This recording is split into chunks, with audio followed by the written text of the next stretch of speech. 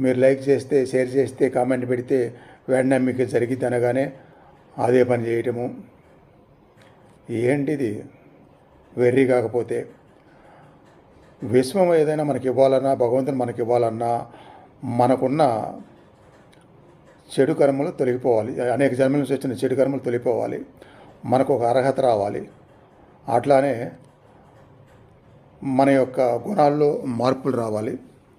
ఆ గుణాలు, మార్పులు వచ్చిన గుణాలు స్థిరంగా నిలబడాలి. ఏం గుణాలు, ఏం మార్పులు అంటే సాత్విక గుణం ఒకటి. ఆ తర్వాత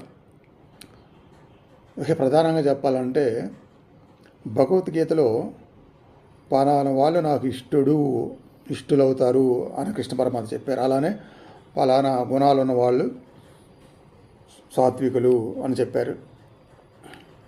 ఇట్లా